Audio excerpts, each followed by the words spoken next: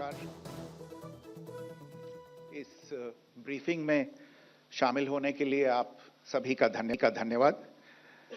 जैसा कि आप सभी जानते हैं, 22 अप्रैल 2025 को लश्कर-ए-तैयबा से संबंधित पाकिस्तानी और पाकिस्तान प्रशिक्षित आतंकवादियों ने भारत में जम्मू और कश्मीर के पहलगाम में भारतीय पर्यटकों पर बर्बरतापूर्ण हमला किया।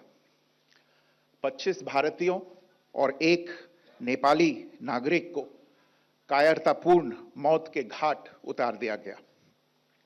मुंबई के 26 नवंबर 2008 के हमलों के बाद यह भारत में हुई किसी आतंकवादी हमले में मारे गए आम नागरिकों की संख्या की दृष्टि से सबसे गंभीर घटना है।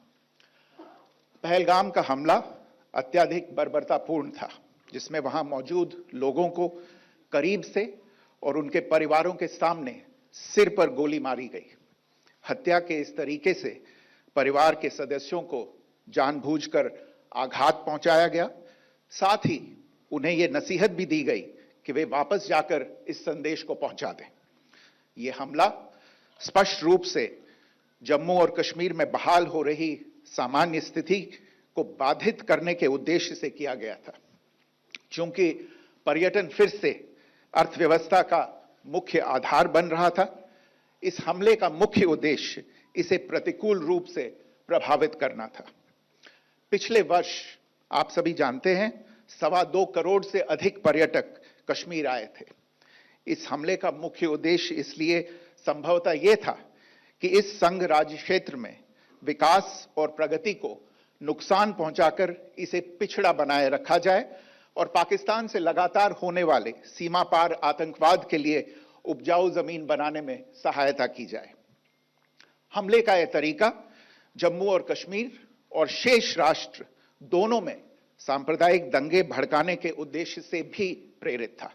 इसका श्रेय सरकार और भारत के सभी नागरिकों को दिया जाना चाहिए कि इन प्रयासों को विफल कर दिया गया। एक समूह ने खुद को रेजिस्टेंस फ्रंट TRF कहते हुए इस हमले की जिम्मेदारी ली है। यह समूह संयुक्त राष्ट्र द्वारा प्रतिबंधित पाकिस्तानी आतंकवादी समूह लश्कर-ए-तैयबा से जुड़ा हुआ है।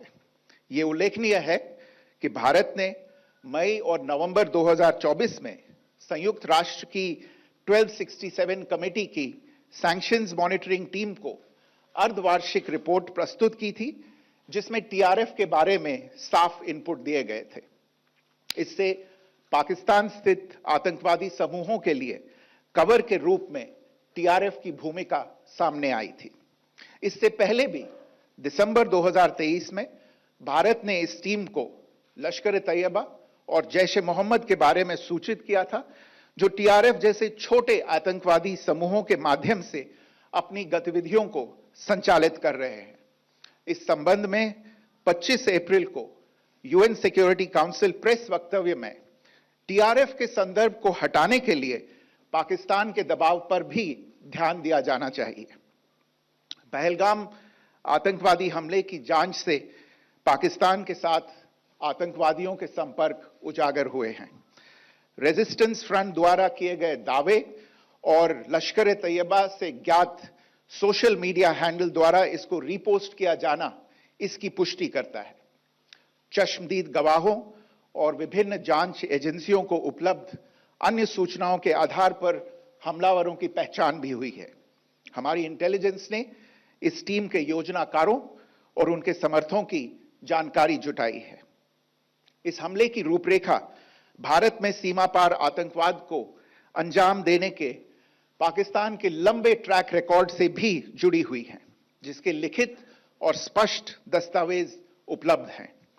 पाकिस्तान दुनिया भर में आतंकवादियों के लिए एक शरण स्थल के रूप में पहचान बना चुका है।